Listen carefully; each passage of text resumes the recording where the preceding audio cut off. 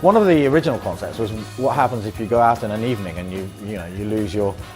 jacket and it's got everything, and then it sort of evolved and became the idea of something which was the secret agent, the urban survival thing.